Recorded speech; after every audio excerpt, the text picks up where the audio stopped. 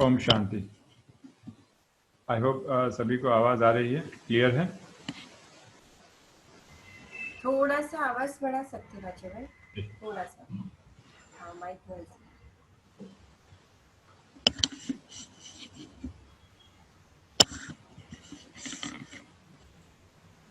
ओम शांति।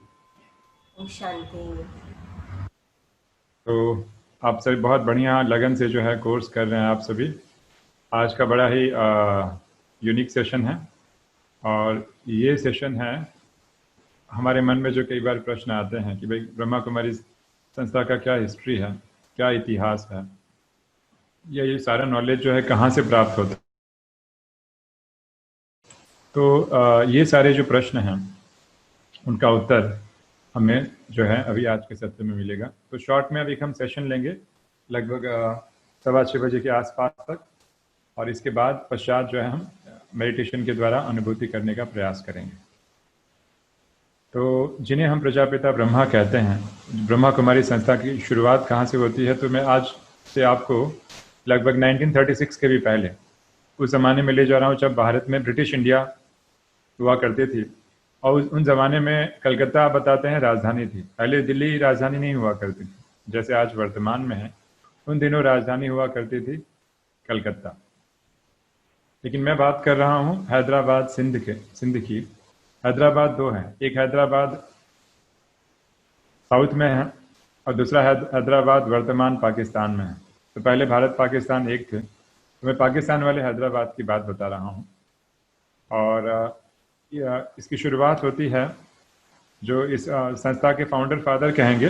भले यहाँ पे संस्था में विशेष हम किसी को गुरु विशेष नहीं मानते हैं, भले हम प्रजापिता ब्रह्मा की आज जीवन कहानी जानेंगे। गुरु तो केवल एक परम पिता परमात्मा ही हो सकते हैं। तो प्रजापिता ब्रह्मा को हम गुरु नहीं मानते हैं, एक रोल मॉडल की तरह मानते हैं। तो आज उनके बारे में हम जानेंगे क्या उनकी जीवन कहानी है। तो मैं आपको 1936 से भी पहले की बात बता रहा हूँ। जिन्हें हम प्रजापिता ब्रह्मा कहते हैं ब्रह्मा कुमारीज में, उनका नाम दादा लेखराज था। तो मैं आपको स्लाइड शेयर करता हूँ ताकि आप देख पाएं।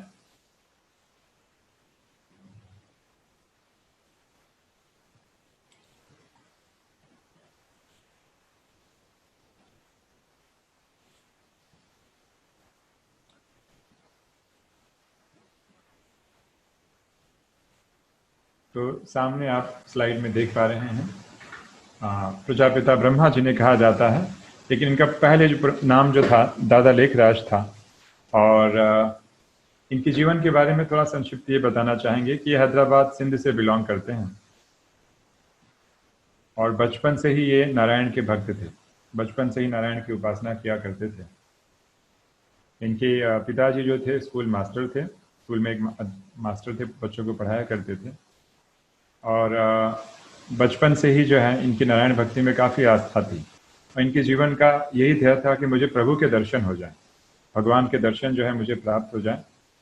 और अपने मेहनत और मुशक्क़त से उन दिनों में, पहले बताते थे कि ये इनके चाचा जो हुआ करते थे जिनकी अनाज की दुकान हुआ करती थी, लेकिन जब गरीब लोग आते थे तो गरीबों को ज़्यादा तौल देते थे। इनके चाचा ने कहा था कि भाई ये बिज़नेस जो है आपके लिए नहीं है, आप कुछ और बिज़नेस करो। तो उन ज़माने में जो है कलकत्ता बहुत मशहूर हुआ करता था, कलकत्ता और बॉम्बे। तो जिन्हें हम संस्था में ब्रह्मा बाबा कहते हैं प्यार से। तो ये जो है हैदराबाद सिंध से ये कलकत्ता जाते हैं और अपने परिश्रम से, अथक परिश्रम से ये बहुत बड़े ज्वेलर्स या जौहरी बनते हैं। लेकिन इतने रिच होने के बाद, धन धान्य से संपन्न होने के पश्चात भी इनके जीवन में सादगी जैसे पहले थी, सादगी को उन्होंने मेंटेन करके रखा। हमेशा मॉर्निंग में गीता पाठ किया करते थे, बिना गीता पढ़े अन्न ग्रहण नहीं करते थे। और नारियों के प्रति इनका इतना सम्मान था कि बताते हैं कि लक्ष्मी नारायण का जब चित्र देखते थे कि लक्ष्मी जब पैर दबा रही है नारायण का, तो वो उन्हें चित्र पसंद नहीं आता था।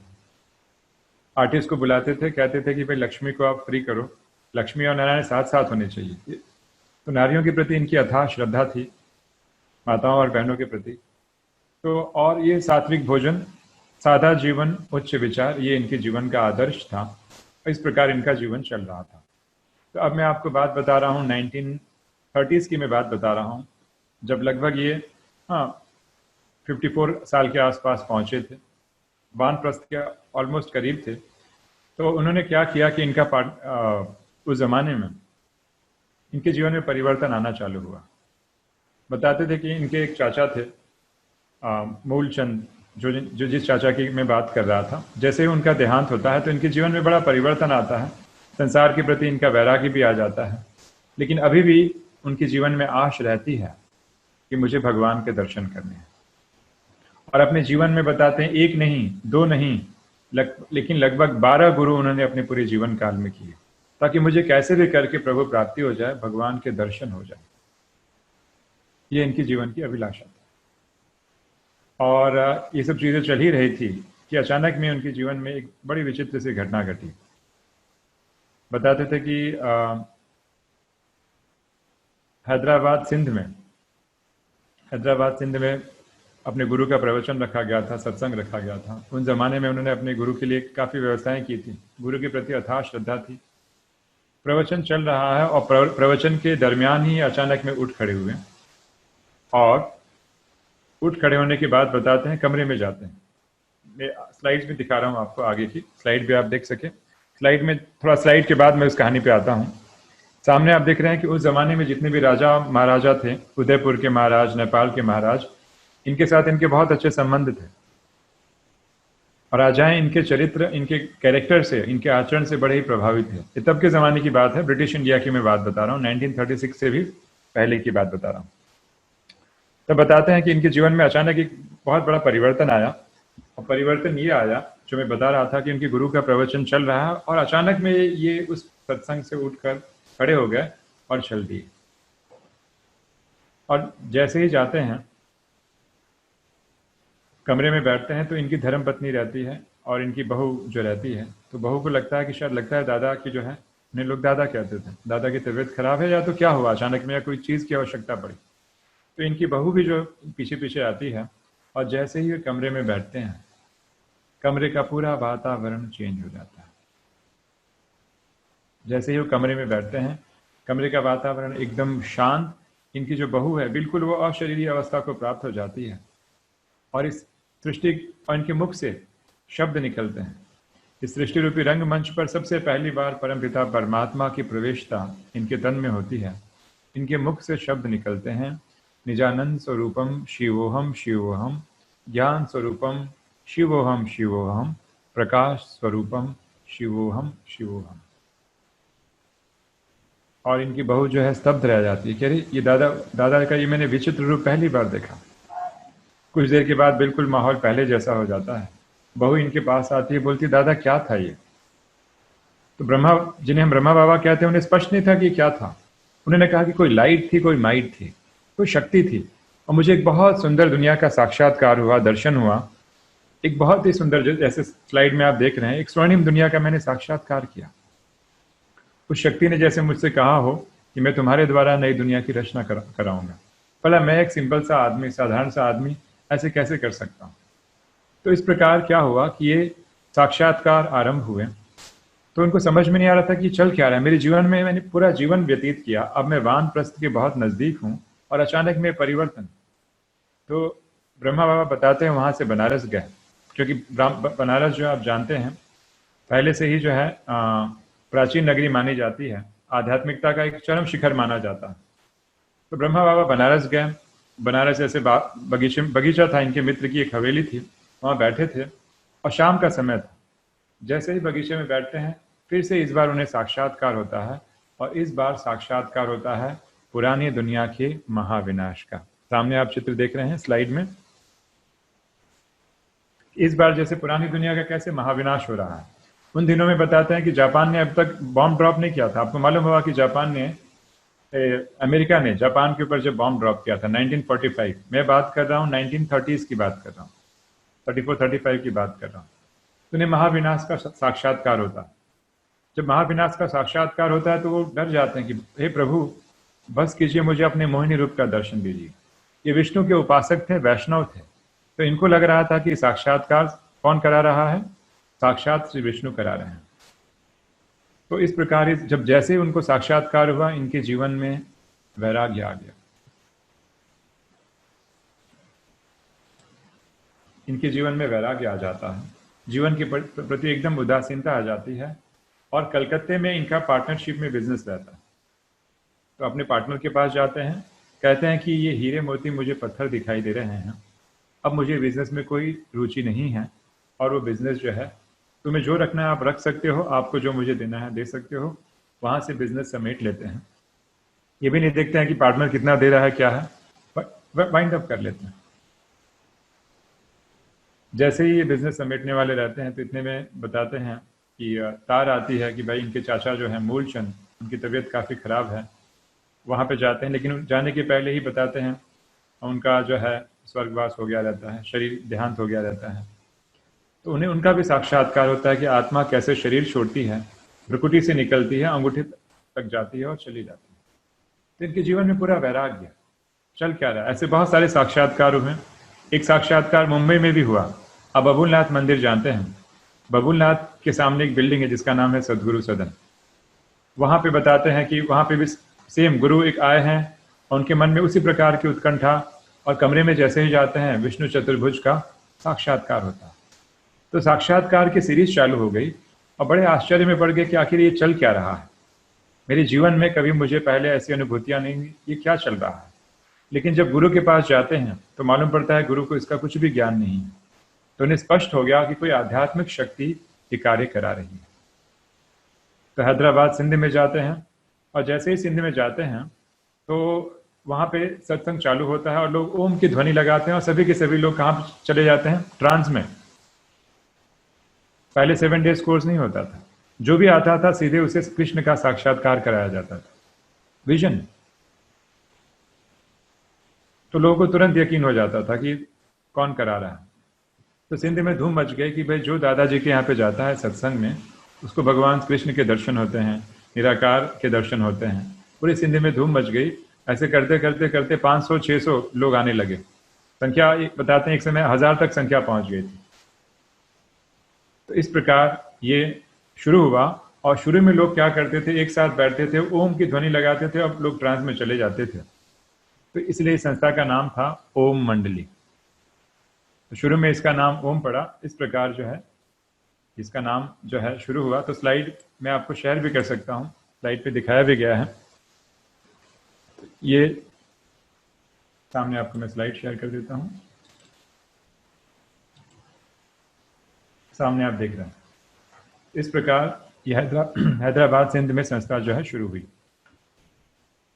अच्छा, तो मैं सोच रहा था आज हम भी एक छोटा सा डेमो करें। आप सभी तैयार हैं? ओम की ध्वनि पता नहीं कराई गई हो कि नहीं, तो चलिए हम सभी भी एक बार फिर से हम ओम की ध्वनि करते हैं। सभी रेडी हैं ओम की ध्वनि के लिए?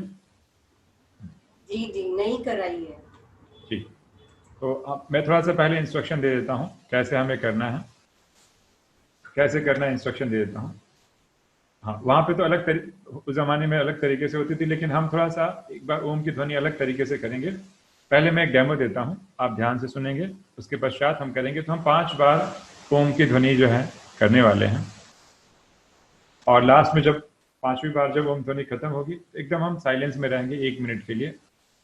वाचा में नहीं आएंगे, कर्मणा में नहीं आएंगे। तो मैं ओम कैसे बोलने वाला हूँ आप ध्यान से सुनेंगे। ओम में 3 सिलेबल होते हैं, अ, उ और म। अ, उ और म। तो जो म वाला हिस्सा है ना, इससे ओम बनता है, अ, उ और म। तो म वाले हिस्से को लंबा खींचना है ताकि वाइब्रेट हो, और एक प्रकार की कहीं ना कहीं शांति की हम अनुभूति कर सकें। तो आप आंखें, तो पहले मैं एक डेमो बताता हूँ, ध्यान से सुनेंगे, फिर उसी हिसाब से हम करेंगे। और जल्दबाजी नहीं करेंगे, मेरे साथ ही आप शुरू करेंगे, अपने हिसाब से नहीं करेंगे। ठीक है, पहले मैं एक डेमो दिखा देता हूँ कैसे करना है।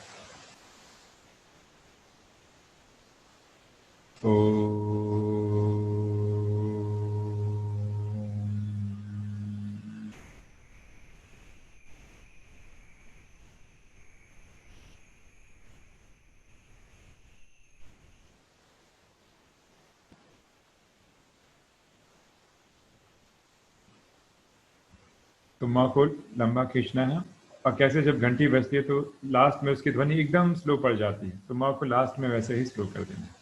ऐसे हम 5 बार करेंगे। तो आप रिलैक्स होकर बैठ जाइए सभी के सभी।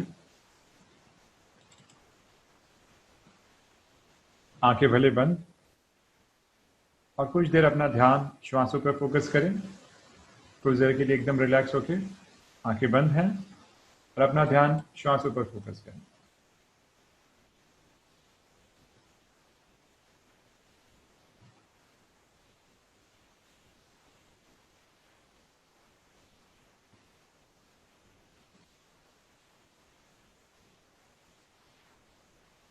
एक लंबी श्वास लेंगे।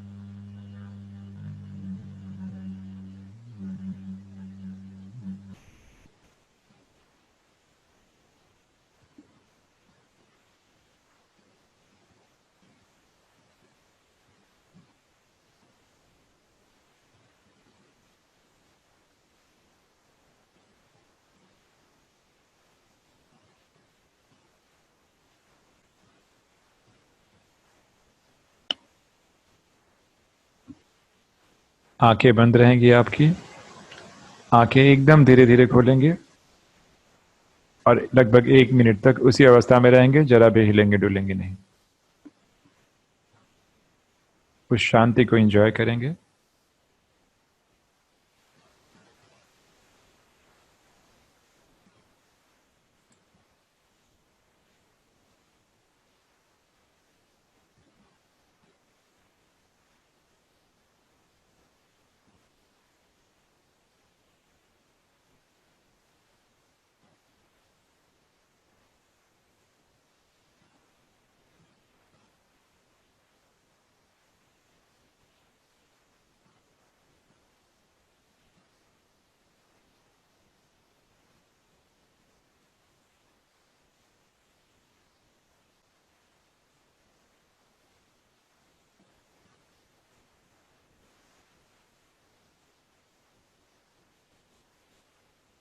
ओम शांति।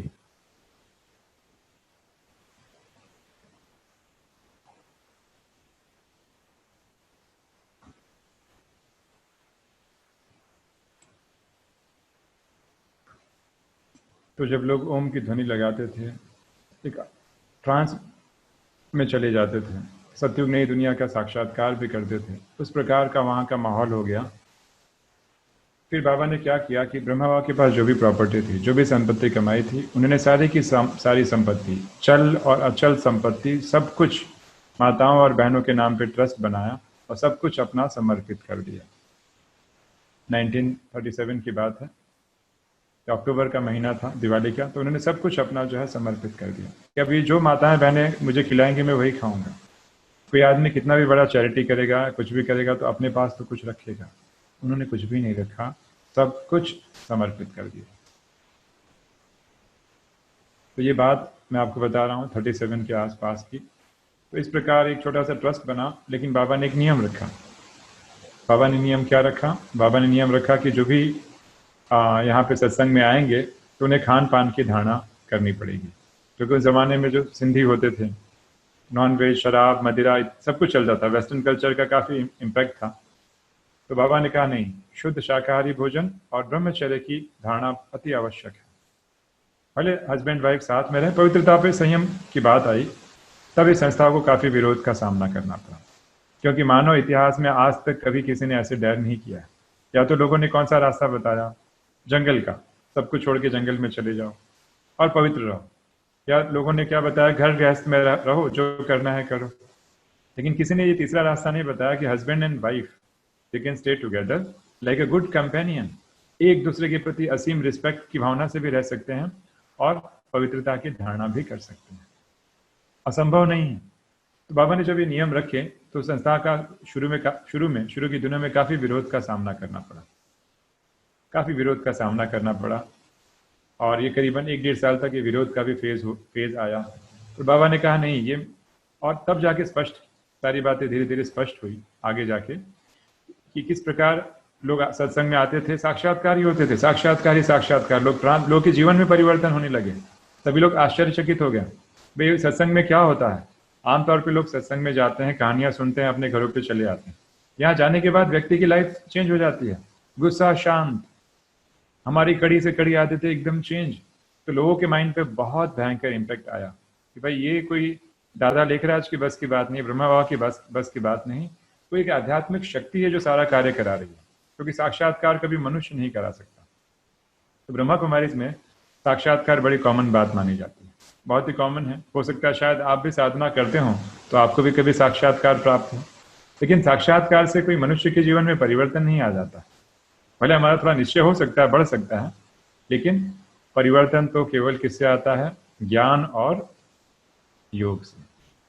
दुनिया में ज्ञान बहुत है, आप टेलीविजन के चैनल ऑन कर लीजिए, आस्था चैनल या जो भी चैनल्स हैं, सब एक एक लोग आएंगे, लेकिन हमारे आचरण में कितना आता है वो बहुत महत्वपूर्ण है।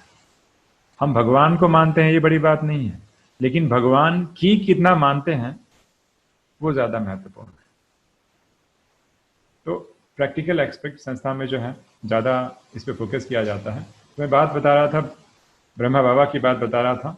तो 1936 का दौर था, तो 1936 से लेकर 14 वर्ष तक, 1950s तक, आपको मालूम है कि 1947 में भारत पाकिस्तान का बंटवारा हुआ, तो 1950 तक संस्था ये वहीं पे रही, 14 वर्ष तक वहीं पे रही। और स्टार्टिंग के दिनों में जो लोग थे, कुछ लोग आए जिन्होंने पूरा अपने आप को समर्पित कर दिया, क्योंकि संख्या बहुत बढ़ रही थी।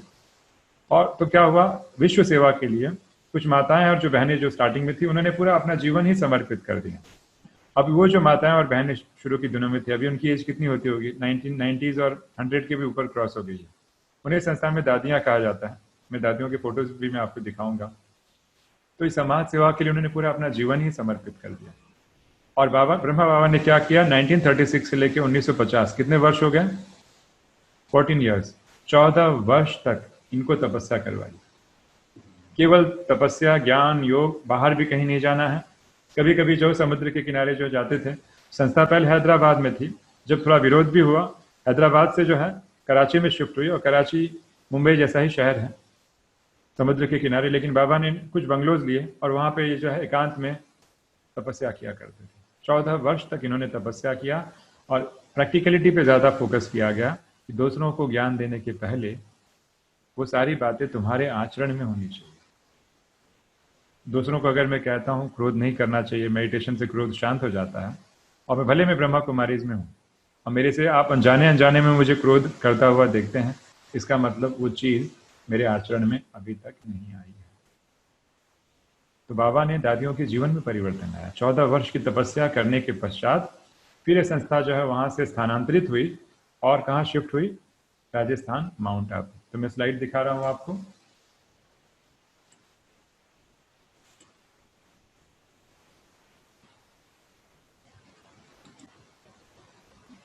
तो देखिए माउंट आबू, कराची से ओखा बंदर उतरे हैं और वहाँ से जो है माउंट आबू आना हुआ। बाबा ने एक हॉस्टल भी खोला था, कन्या और माताओं के लिए। तो 1951 का दृश्य है। कराची पोर्ट से जो है स्थानांतरित होकर कहाँ पे आ रहे हैं? ओखा बंदर। ओखा बंदर आप जानते हैं गुजरात में है। तो 1950s की घटना है। तो 1936 में स्थापना बताते हैं, 36-37 में, और 1950 में 14 वर्ष की तपस्या के पश्चात आप देख रहे हैं कैसे कराची से ओखा बंदर और यहाँ से माउंट आबू आना हुआ। तब का तब के फोटोग्राफ है।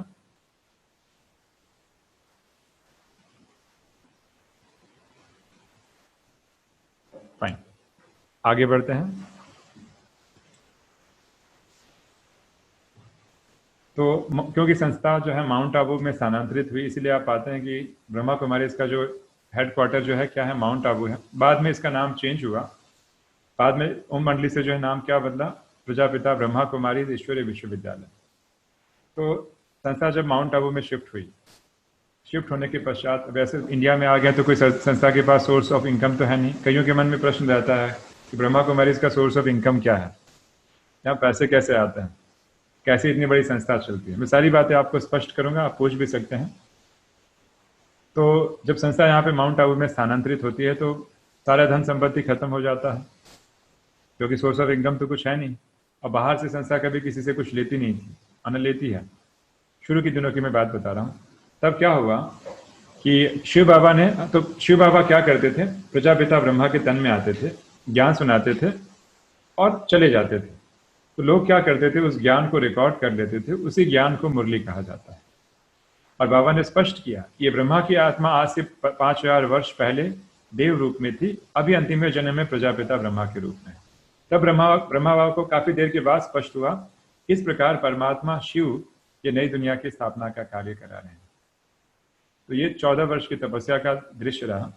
यहाँ तक कि शिव बाबा ने ब्रह्मा बाबा की भी परीक्षा ली। जब माउंट आबू में संस्था स्थानांतरित हो गई तो एक टाइम आता है कि जो वहाँ की भंडारी बहन आती है, कहती है कि बाबा आज किचन में खाने के लिए कुछ भी नहीं है। क्योंकि पहले मॉर्निंग में क्लास होती थी, क्लास होने के बाद जो भी 200-300 लोग थे जो शिफ्ट हुए स्टार्टिंग के दिनों में, लगभग 350-400 के आसपास यहाँ माउंट आबू आए।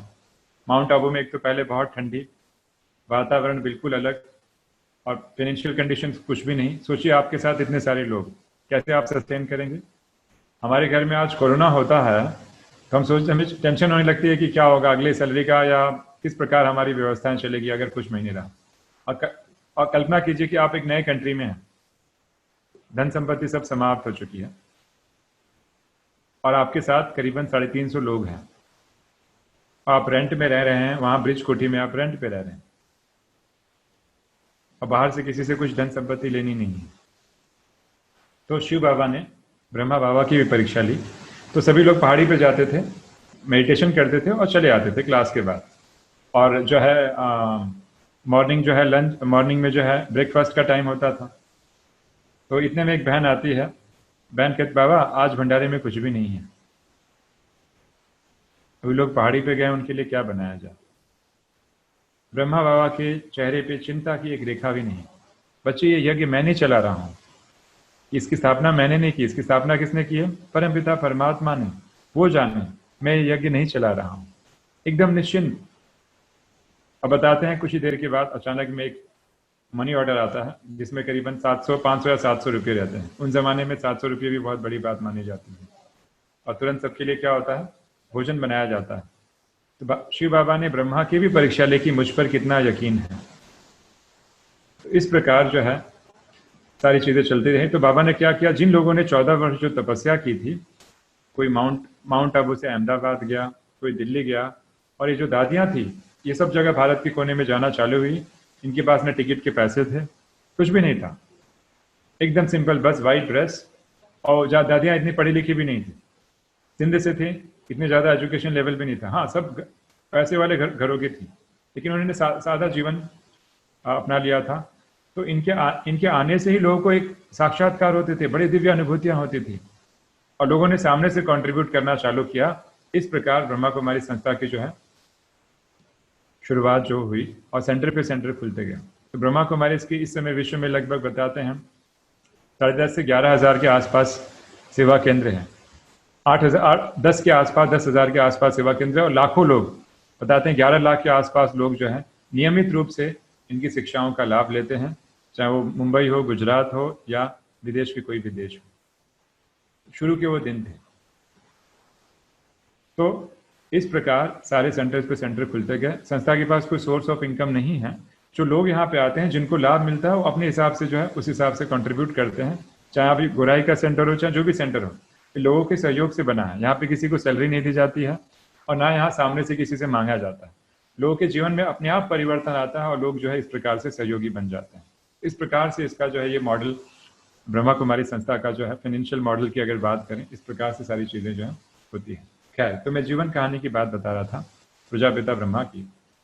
तो संस्था का विकास होते गया। शिव बाबा आते थे, ब्रह्मा बाबा के तन में ज्ञान सुनाते थे और चले जाते थे। ठीक है, तो इस प्रकार ये चीज़ें चलती गई। अब समय आया 1969 का। 1936-37 में स्थापना, 1950 में शिफ्ट होना। अब मैं बात बता रहा हूँ 1969 की। और बताते थे कि हमारे यहाँ बहुत सारी बहनें हैं जो ट्रांस में जाती हैं, जिन्हें संदेशी कहते हैं। तो एक बहन थी जो बहुत पहले की बात है, 1969 की भी बहुत पहले की बात है। एक बहन जब ट्रांस में गई थी, तो उन्हें क्या होता है कि उन्हें प्रजापिता ब्रह्मा दिखाई देते हैं सूक्ष्म लोक में। तो उनको बड़ा अजीब लगता है, ब्रह्मा बाबा तो नीचे थे, ये ऊपर कैसे दिखाई दे रहे हैं। तो बहन क्या करती है, नीचे आती है और ब्रह्मा बाबा से पूछती है, बाबा मैंने तो आपको ऊपर देखा। ब्रह्मा बाबा कहते हैं, बच्ची मुझे तो इसके बारे में कुछ भी नहीं मालूम है, आप शिव बाबा से पूछो। संदेशी फिर से ट्रांस में जाती है, फिर से वो अव्यक्त ब्रह्मा दिखाई देते हैं। तब शिव बाबा स्पष्ट करते हैं, बच्ची नीचे जो ब्रह्मा है अभी भी तपस्या कर रहा है, अभी भी संपूर्ण नहीं बना है। जिस दिन वो संपूर्ण बनेगा, ये दोनों आकृतियां क्या हो जाएंगी, एक जैसी हो जाएंगी। तो ब्रह्मा बाबा ने भी अपने जीवन में बड़ा पुरुषार्थ किया। ब्रह्मा बाबा के हमारी कोई गुरु नहीं है, और ना हम प्रजापिता ब्रह्मा को हम गुरु मानते हैं। संस्था में उन्हें हम गुरु नहीं मानते हैं, उन्हें हम एक रोल मॉडल मानते हैं। क्यों रोल मॉडल मानते हैं? क्योंकि उनका उठना, बैठना, चलना, यहाँ तक कि सोना, सब कुछ मेडिटेशन में ही होता था, योग युक्त। आप उनके कमरे में चले जाइए, योग निद्रा में सोए हुए। हर एक प्रत्येक कर्म उनका, हर एक चलना से लेके उठना, एक सामान्य काम भी कर रहे हैं, फिर भी लोगों को मैसेज या कोई शिक्षा देता था। उनका जीवन ही उस प्रकार से हो चुका था। तो हम याद शिव बाबा को करते हैं, लेकिन रोल मॉडल की तरह उनके आदर्शों को, उनके गुणों को हम अपनाने के लिए उनको रोल मॉडल मानते हैं। इसलिए इस प्रकार से उनके साथ जो है संबंध है प्रजापिता ब्रह्मा से। तो 1969 का समय आया और ब्रह्मा बाबा अव्यक्त हुए। उन्होंने अभी अपना शरीर छोड़ा। तो कई लोगों को क्या लगा, ये तो यही इनके गुरु थे, लगता है संस्था अभी चलेगी नहीं, ये इनके गुरु थे। लेकिन आपको आश्चर्य की बात होगी कि 1969 के बाद विदेशों से भी इन्विटेशन आने लगे। बहुतों को प्रजापिता ब्रह्मा का साक्षात्कार विदेशों में भी हुआ। तो इस प्रकार संस्था का फैलाव और विकास जो है होने लगा। लेकिन अब प्रश्न था कि बाबा किसके तन के अंदर आएंगे। पहले तो प्रजापिता ब्रह्मा के अंदर आते थे, ज्ञान सुनाते थे, चले जाते थे। उस ज्ञान को मुरली कहा जाता है। मुरली मतलब कोई बांस की मुरली नहीं, ज्ञान मुरली, जिसको लोगों ने रिकॉर्ड कर लिया। जो ब्रह्मा कुमारी संस्था की हर सेंटर पे जो है एवरी डे मुरली जो है सुनाई जाती है। तो 1936 से लेके आज तक ब्रह्मा कुमारी संस्था में एक भी बार छुट्टी नहीं हुई। आज देखिए कोरोना का माहौल है, फिर भी लोग ऑनलाइन मुरलियां सुनते हैं, एक भी दिन छुट्टी नहीं, तब से लेके अब तक। और इस संस्था की विशेषता भी मैं बताऊंगा जो काफी डिफरेंट है। खैर, अब प्रश्न था कि मुरली कैसे चली। तो जो भी आपको जो 7 डेज कोर्स में बताया गया था आत्मा के बारे में, परमात्मा के बारे में, जो चित्र आपको दिखाए गए थे, मेन जो हमारे चित्र हैं, वो शिव बाबा ने ब्रह्मा बाबा को साक्षात्कार कराया था और आर्टिस्ट को बिठाकर सारे चित्र बनाए गए। इसलिए चित्र आपको बाहर कहीं नहीं मिलेंगे। मैं पीपीटीज की बात नहीं कर रहा हूँ, मैं वो मुख्य चित्रों की बात कर रहा हूँ। चाहे 3 लोग के चित्र आपने देखे हों, चाहे सृष्टि चक्र का आपने चित्र देखा हो, सब वहां से कहीं ना कहीं संबंध रखता है। बात आ गई 1969। तो 69 के बाद विदेशों से भी ऑफर आने चालू हुए। फिर लंदन में सेंटर खुला, ऐसे करके हर जगह खुलने लगा। लेकिन अब बाबा की मुरली कैसे सुनेंगे? तो हमारा तो एक बहन है जो ट्रांस में जाती थी, जिनका नाम हृदय मोहिनी था और लोग उन्हें प्यार से गुलजार दादी कहते थे। तो गुलजार दादी के तन के अंदर शिव बाबा और ब्रह्मा बाबा, ये दोनों आत्माएं की प्रवेशता शुरू हुई और यहाँ से लोग माउंट आबू मिलने जाया करते थे। तो ये काफ़ी लंबे समय तक ये प्रक्रिया चलती रही। लोग जाते थे माउंट आबू, एक बहुत बड़ा हॉल हुआ करता था। पहले हॉल 5000 की कैपेसिटी का था, हॉल छोटा होने लगा। फिर तलहटी में एक बहुत बड़ा हॉल बना लगभग 30,000 की कैपेसिटी का, वो भी काफ़ी छोटा होने लगा। इस प्रकार सेंटर पे सेंटर खुलने लगे और जितने भी हॉल बनाए गए सारे के सारे हॉल। लेकिन किनको अलाउ किया जाता था माउंट आबू बाबा से मिलने के लिए? जिनकी ब्रह्मचर्य की धारणा और खान पान की शुद्धि होती थी वही जाते थे। और बाबा हमें आज तक मार्गदर्शना जो है इस प्रकार देते रहे हैं। तो किसी को मैं अचानक कहूँ कि परमात्मा की प्रवेशता होती है और जो है परमात्मा तन में आते हैं लोग, तो लोग को बड़ा आश्चर्य लगेगा, क्योंकि आजकल बहुत सारे हैं जो क्लेम कर सकते हैं कि भाई मेरे अंदर कौन आते हैं, मेरे अंदर परमात्मा आते हैं। तो कैसे हम यकीन करें किसी के अंदर कौन सी आत्मा आती है? मान लीजिए मेरी आत्मा आपके तन में आ गई, तो कैसे मालूम पड़ेगा कि अभी आप नहीं है, आपके अंदर मैं हूं? कैसे जान सकते हैं? उसका कोई प्रूफ है हमारे पास? जाना जा सकता है कि नहीं? कैसे जाना जा सकता है? मान लीजिए मैं शरीर छोड़ता हूं,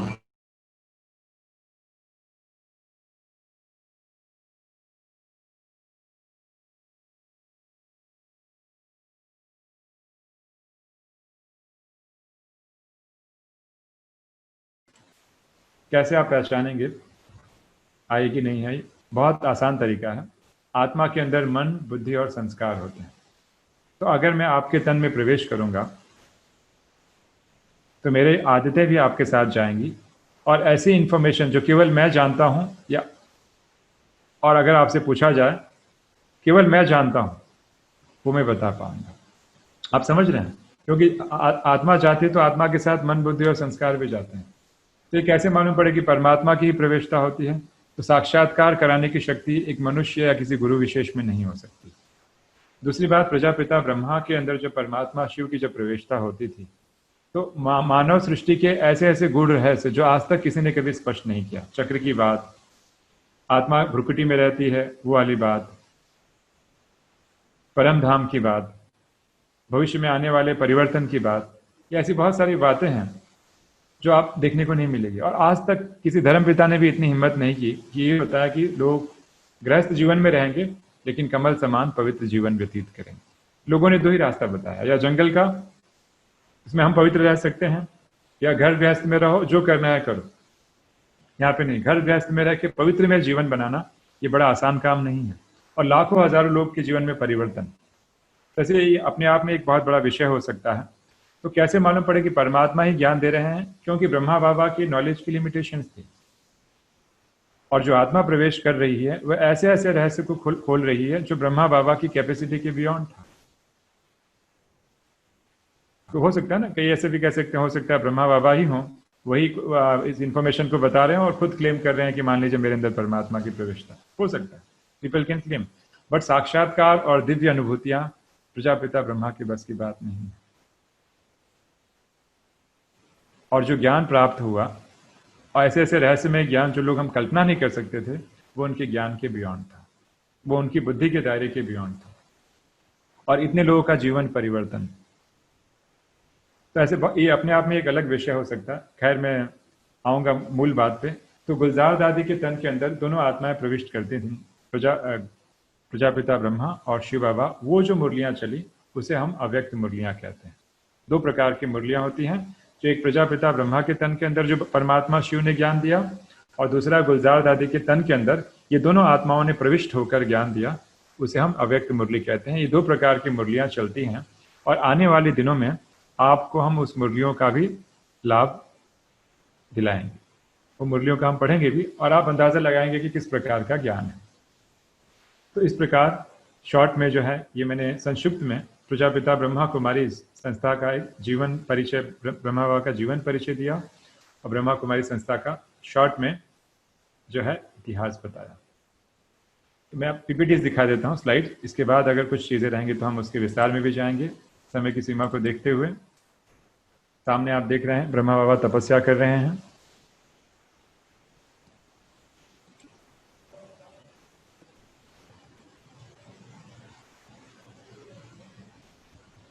ब्रह्मा बाबा के साथ एक और जो है बहन आई, जो ज्ञान में बड़ी आगे निकल गई, जिन्हें बड़े प्यार से जो है जगदम्बा सरस्वती कहा जाता है। और बाबा के इस ज्ञान को विस्तार करने में उनका बहुत ही बड़ा योगदान रहा। तो सामने इन्हें हम प्यार से मम्मा कहते हैं, और नीचे जो है प्रकाश मणि दादी, जो ब्रह्मा बाबा के बाद जाने के बाद जो है संस्था की संचालिका बनी, उनका चित्र दिखाया गया है। ब्रह्मा बाबा का अंतिम समय 18 जनवरी 1969, जिसे हम अव्यक्त दिवस के रूप में, स्मृति दिवस के रूप में मनाते हैं।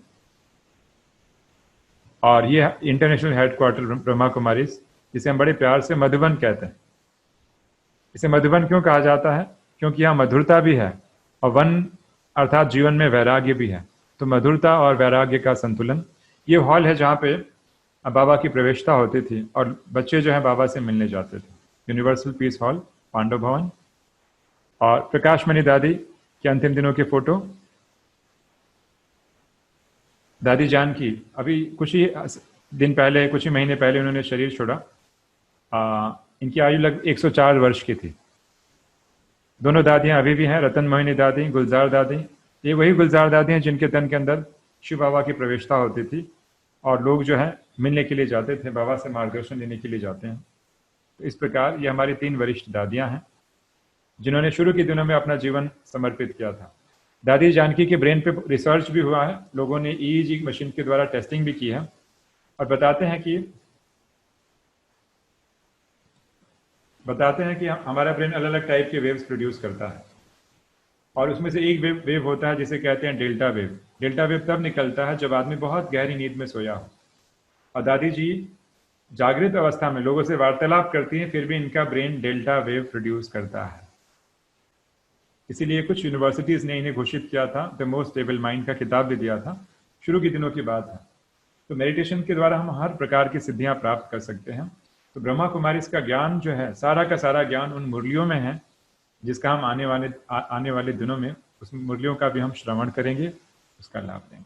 तो इस प्रकार संक्षिप्त में हमने ब्रह्मा कुमारी संस्था का जो है परिचय जो है बताया। ब्रह्मा कुमारी इसलिए बताया गया क्योंकि ब्रह्मा की संतान, प्रजापिता ब्रह्मा की संतान, जिनको ज्ञान जो है परमात्मा शिव से प्राप्त होता है। और ये संस्था जो है बहनों के द्वारा संचालित की जाती है, पूरी की पूरी टॉप लेवल से। भले भाई सहयोगी हैं, तो लगभग बताते हैं 10 से 11 लाख लोग पूरे विश्व में हैं संस्था, और सारा का पूरा हायरार्की जो है बहनों के द्वारा ही संचालित किया जाता है। ये इसकी एक बड़ी अनोखी विशेषता है। और पवित्रता की बात, ब्रह्मा कुमारी शुरू के दिनों में इसको सामना भी करना पड़ा इस चीज़ों के लिए। पवित्रता यहाँ की विशेषता है जो आज तक आप मानव इतिहास में देख लीजिए, ये विशेषता इस प्रकार से कहीं नहीं मिलती। और तीसरी बात, आत्मा केवल आत्मा का ज्ञान नहीं दिया जाता है, आत्मा अनुभूति प्रैक्टिकल में कराया जाता है। यहाँ पे शॉर्टकट नहीं है, किसी नाम ले लिया, नाम स्मरण कर लिया, अच्छी चीज़ है, नाम स्मरण का अपना लाभ है, लेकिन यहाँ जीवन बनाने की बात है। इसीलिए यहाँ पे आत्म अनुभूति की जो बात है कहीं नहीं मिलेगी। तो ये संस्था की कुछ विशेषताएं हैं, यूनिकनेस है, जो मैंने आप सभी को शेयर किया। तो इस प्रकार ये प्रजापिता ब्रह्मा की जीवन कहानी हमने बड़े संक्षिप्त में जाना। ओम शांति। तो अभी हम क्या करेंगे, समय भी हो रहा है, और हम क्या करेंगे कि अभी कुछ समय के लिए मेडिटेशन करेंगे। तो एकदम स्थिर होकर बैठ जाएं, चाहे तो भले आप 1 मिनट का ब्रेक ले सकते हैं, खड़े हो सकते हैं, क्योंकि आने वाले अभी 20-25 मिनट हमें बैठना पड़ेगा। तो एकदम रिलैक्स हो जाइए।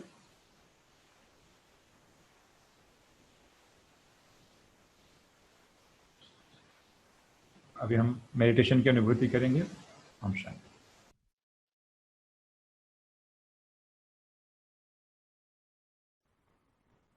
आंखें बंद,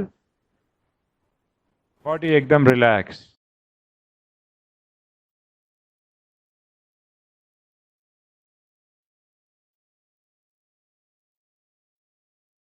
थोड़ी देर के लिए हम अपना ध्यान श्वासों पर फोकस करेंगे। Focus the attention on the breath. श्वासों पर फोकस करेंगे।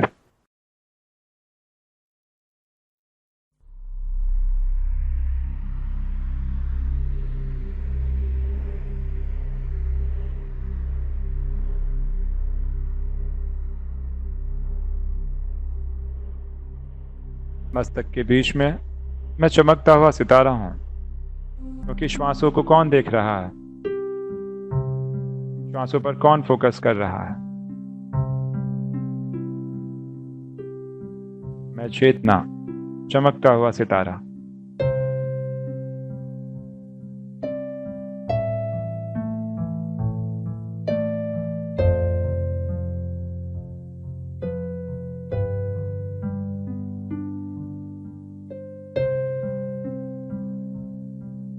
मेरी पूरी बॉडी एकदम रिलैक्स हो चुकी है, एकदम स्टेबल एंड रिलैक्स।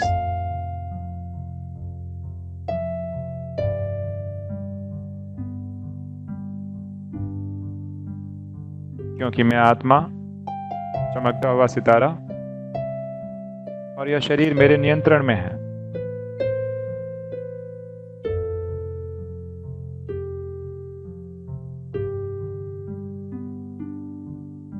महसूस करें,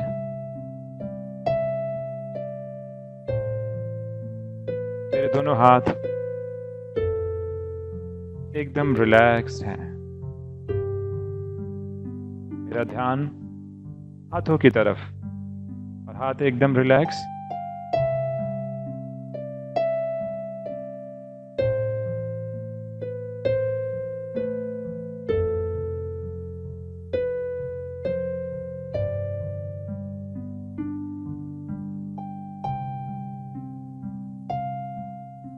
पंखे की हवा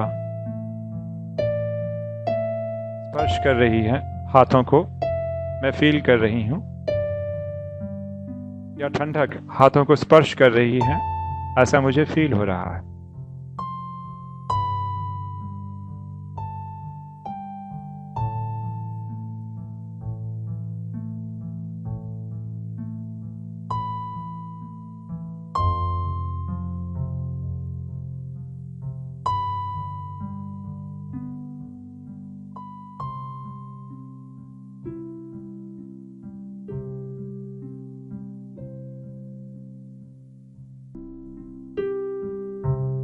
अब हाथों की उंगलियों की तरफ जा रहा है, और मुझे महसूस हो रहा है कि हाथों की उंगलियों से धीरे धीरे श्वेत प्रकाश निकल रहा है, white light. Just feel that.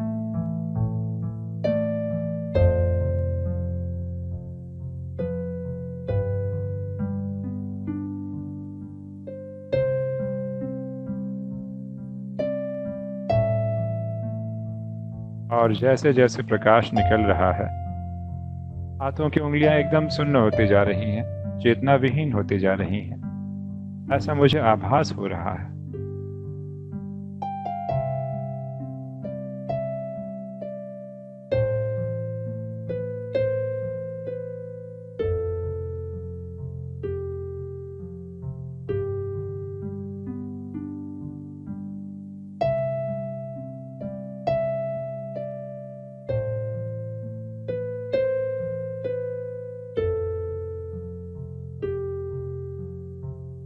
उंगलियां एकदम स्थिर हैं, एकदम रिलैक्स हैं, और मैं महसूस कर रही हूं कि प्रकाश उंगलियों के चारों ओर फैल रहा है,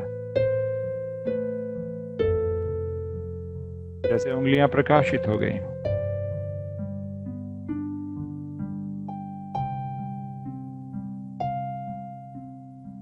उंगलियां एकदम स्थिर और प्रकाशित।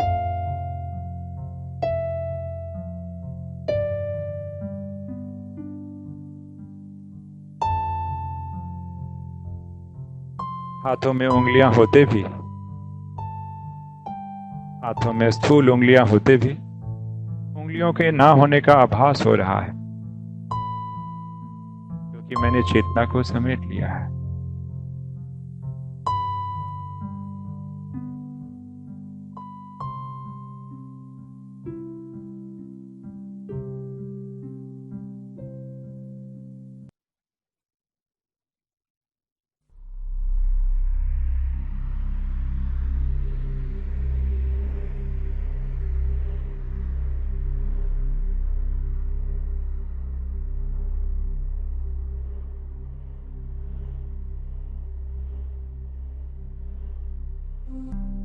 मेरी हथेली से भी प्रकाश निकल रहा है, एकदम तेज प्रकाश, और हथेली के हिस्से भी सुन्न होते जा रहे हैं।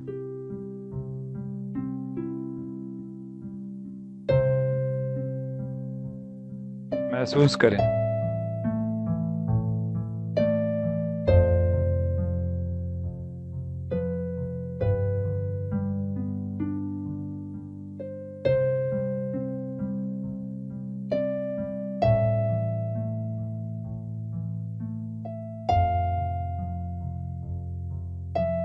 अब यह प्रकाश हथेली से धीरे धीरे कलाई की ओर बढ़ रहा है, और जैसे जैसे बढ़ रहा है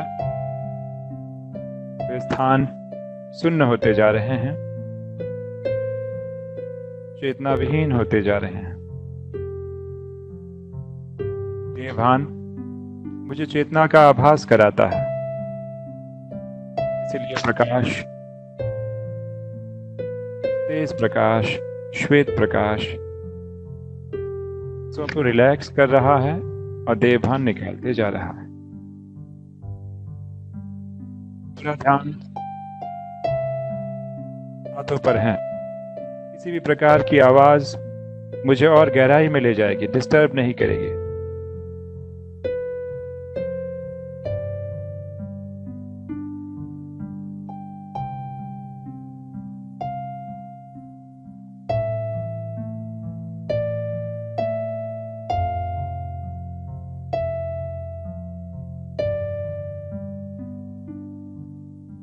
अब मैं महसूस कर रही हूं यह प्रकाश धीरे धीरे कलाई से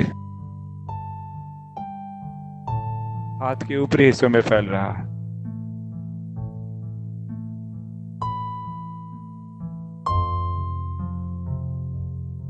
कलाई से केहूनी, एल्बोज और उसके ऊपर के हिस्सों में फैल रहा है। चारों ओर प्रकाश ही प्रकाश, और दोनों हाथ एकदम रिलैक्स महसूस करें।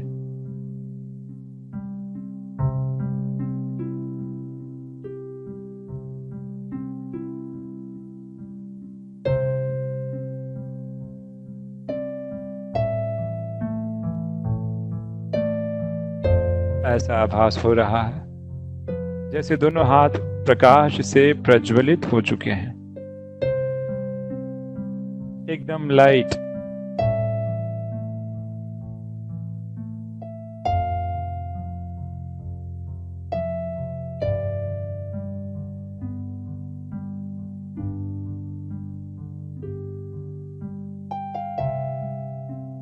फूल हाथ होते भी हाथ ना होने का आभास हो रहा है। फूल हाथ भले है शरीर में, लेकिन लग रहा है जैसे हाथ है ही नहीं, क्योंकि मैंने चेतना को समेट लिया है।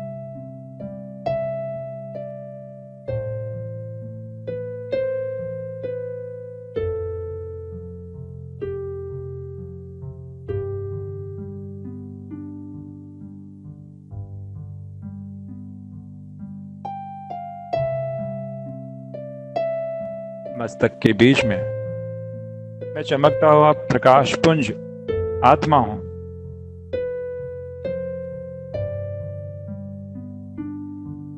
और मैंने देह भान को दोनों हाथों से समेट लिया है।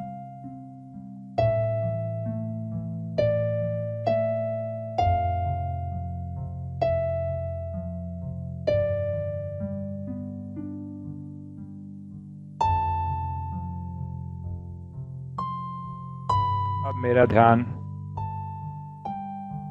दोनों पैरों की तरफ जा रहा है।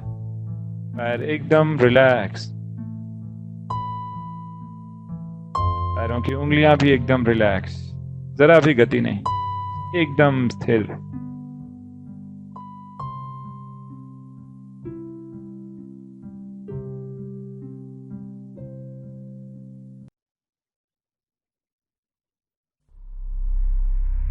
मेरा मन भी शांत होते जा रहा है, एकदम रिलैक्स।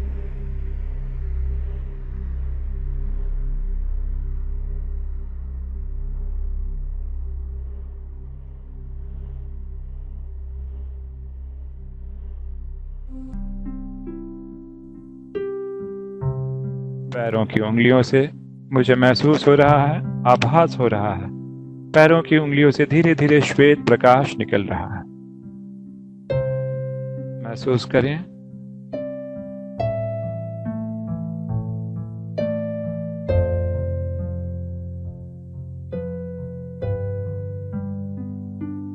उंगलियों के चारों ओर से श्वेत प्रकाश और उंगलियां एकदम रिलैक्स होती जा रही हैं।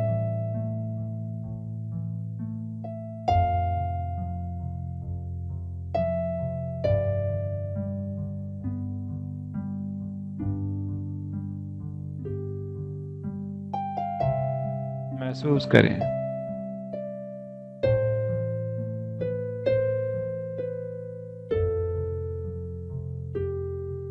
प्रकाश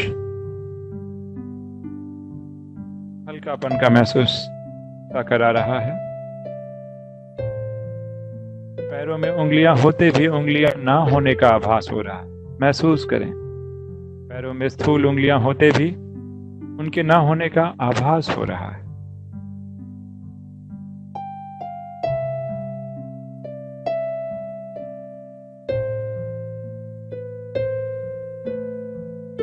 क्योंकि मैं चेतना को समेट रहा हूं, संकीर्ण कर रहा हूं।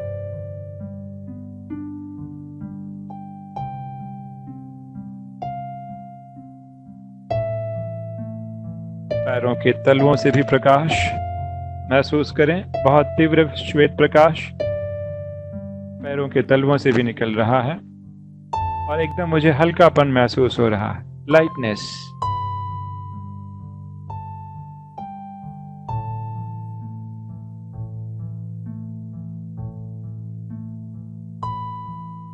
अब यह प्रकाश पैरों के ऊपरी हिस्सों में धीरे धीरे फैल रहा है और घुटनों तक पहुंच रहा है और सारे हिस्से धीरे धीरे सुन्न होते जा रहे हैं। महसूस करें। श्वेत प्रकाश घुटनों तक फैल रहा है।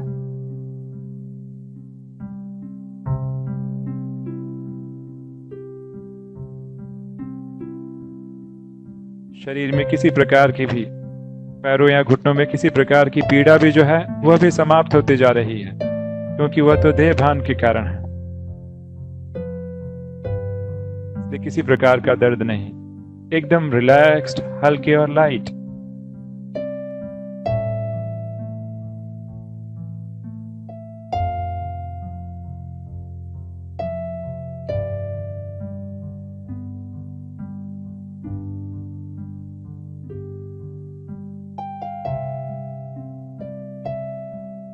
महसूस करें।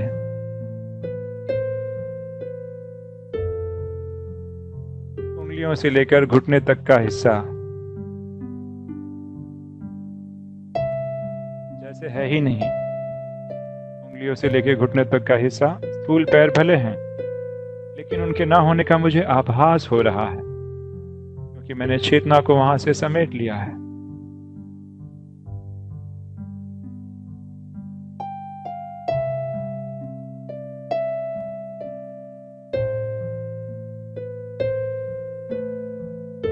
पैर एकदम स्थिर हैं, इनमें जरा भी गति नहीं है, क्योंकि ये बहुत ही सूक्ष्म अवस्था में अपनी बना रही हूं।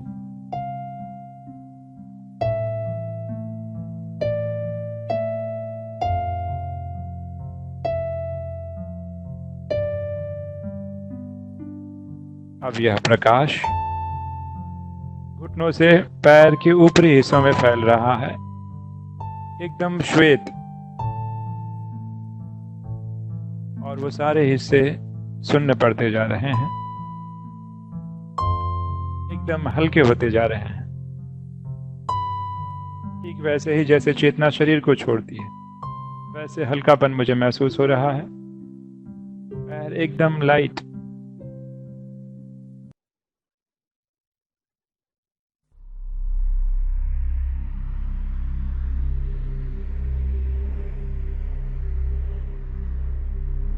महसूस करें।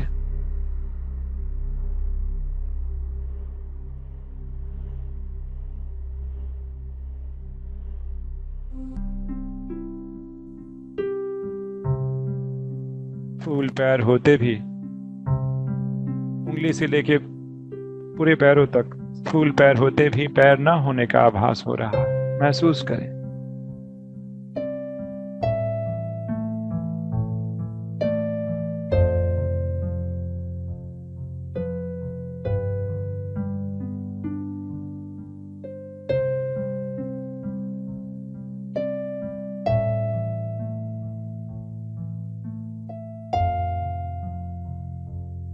अब यह प्रकाश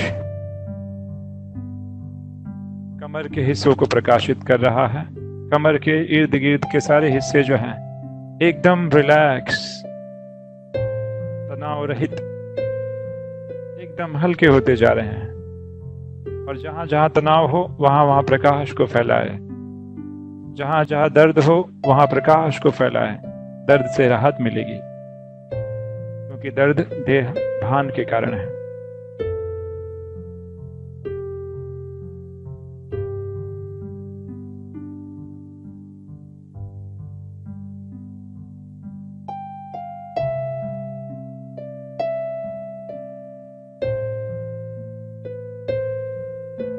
जहां जहां भान है वहां प्रकाश, श्वेत प्रकाश की रफ्तार को, स्पीड को और तेज करें कि जैसे तीव्रता से प्रकाश निकल रहा है। और ये तीव्रता देह भान को तीव्रता से नष्ट करेगी। प्रकाश की तीव्रता, इंटेंसिटी।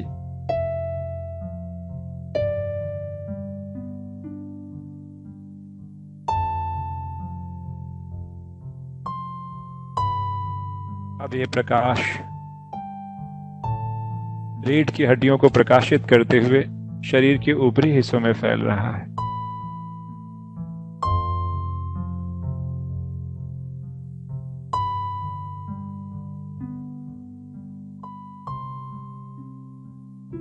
महसूस करें कैसे कैसे रीढ़ की हड्डियों से ऊपर की ओर फैल रहा है और सारे हिस्से एकदम सुन्न होते जा रहे हैं, रिलैक्स होते जा रहे हैं।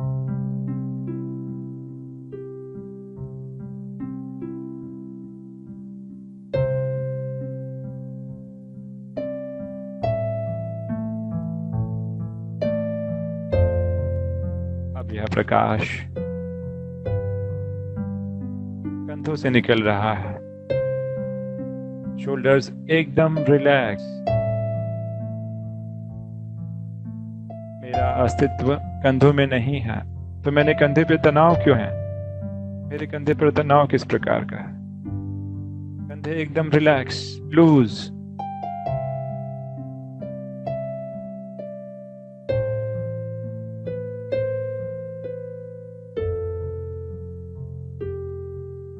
मैं तो भ्रुकुटी के मध्य में हूं। मेरा अस्तित्व तो भ्रुकुटी के मध्य में है, तो कंधे पर मुझे होने का आभास क्यों हो रहा है? कंधों को एकदम लूज, ये कंधे मेरे हैं ही नहीं।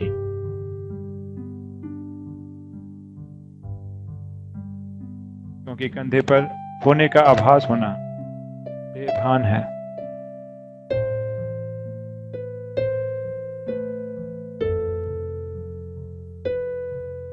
महसूस करें कंधे एकदम लाइट और हल्के। और अगर किसी प्रकार की दिक्कत हो रही है तो मैं इंटेंसिटी को और बढ़ाऊंगा। ये प्रकाश और भी तीव्र गति से बढ़ेगा, उसकी रोशनी और बढ़ेगी, देवभान समाप्त होगा। महसूस करें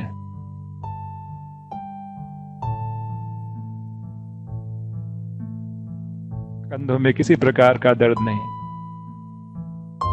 अगर है तो मैं प्रकाश से प्रकाशित कर उसे समाप्त कर रही हूं।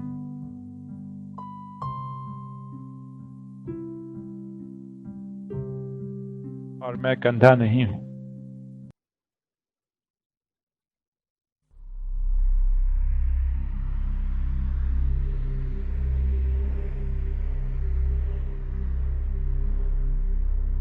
मेरा पूरा शरीर स्थिर हो चुका है, जरा भी गति नहीं, एकदम स्तब्ध।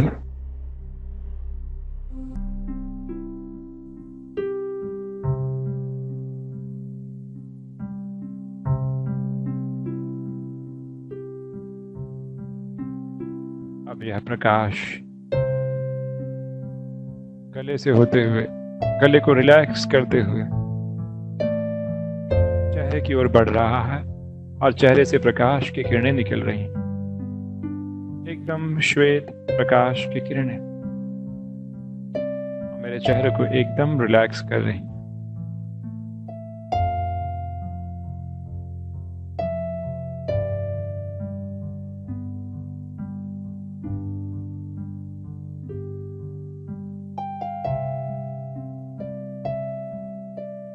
भ्रिकुटी पर भी तनाव क्यों है? क्योंकि मैं तो भ्रिकुटी भी नहीं हूं, मैं भ्रिकुटी से भी अलग हूं। भ्रिकुटी भी एकदम रिलैक्स। मैं आत्मा भ्रिकुटी से भी डिटैच हूं।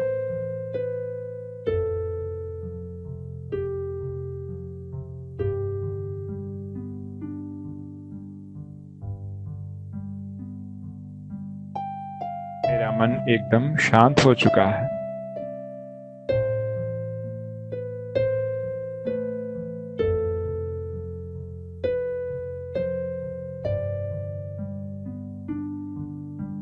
अब मैं आत्मा अपने अंदर प्रकाश को पूर्णतः प्रकाशित कर प्रकाश की इंटेंसिटी को बढ़ाऊंगी और ये प्रकाश पूरे शरीर में फैल जाएगा, क्योंकि ये मेरा सूक्ष्म शरीर है। पुनः मुझे महसूस हो रहा है आत्मा से निकला प्रकाश पूरे शरीर को प्रकाशित कर चुका है। यही मेरा सूक्ष्म शरीर है, एंजेलिक बॉडी है, फरिश्ते की आभा, फरिश्ते का शरीर है। महसूस करें मेरा पूरा शरीर प्रकाशमय हो चुका है, एकदम लाइट। Just feel that. रोशनी का शरीर।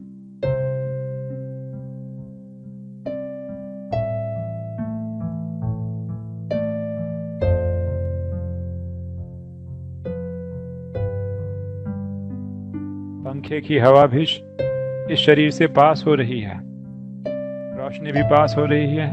पंखे की हवा या किसी प्रकार की ठंडक इस बॉडी से पास हो रही है। इस बॉडी को कुछ असर नहीं हो रहा है, क्योंकि यह सूक्ष्म शरीर है, प्रकाशमय शरीर है। महसूस करें हवा भी इस बॉडी को पास कर रही है।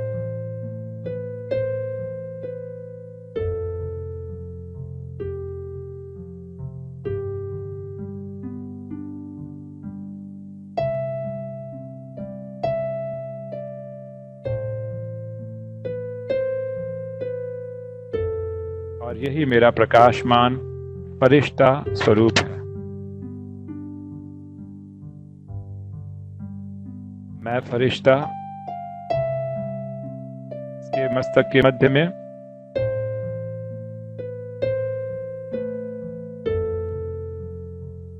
प्रकाश ही प्रकाश है, इंटेंसिटी तेज है।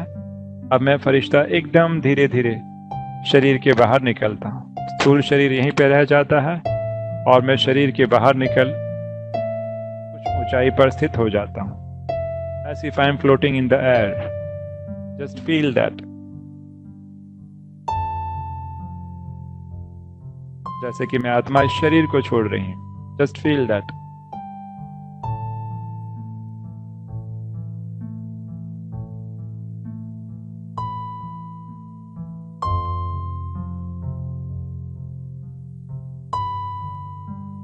शरीर को छोड़ते ही कितनी शांति का अनुभव हो रहा है, क्योंकि मैं फरिश्ता शांति का अवतार हूं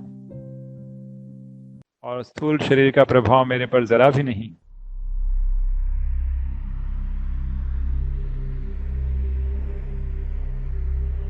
मेरे सामने मुझे अपना स्थूल शरीर दिखाई दे रहा है, जो मैं हूं ही नहीं। मैं तो वातावरण में एक रोशनी की तरह तैर रहा हूं, फ्लोटिंग इन द एयर, एकदम लाइट और हल्का। इसके पहले मैंने कभी ऐसा हल्कापन महसूस ही नहीं किया है। इतना मैं हल्का हो गया हूं। डबल लाइट, रोशनी और हल्कापन। Just feel that.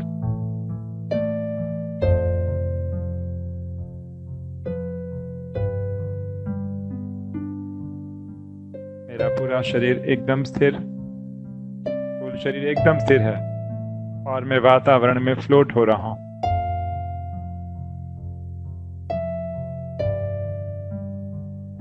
और अब मैं फरिश्ता पुनः धीरे धीरे इस शरीर में प्रवेश कर जाता हूं, स्लोली प्रकृति के मध्य में। और यह सूक्ष्म शरीर मेरे स्थूल शरीर में समा जाता है। यह दृश्य मैं देख रहा हूं।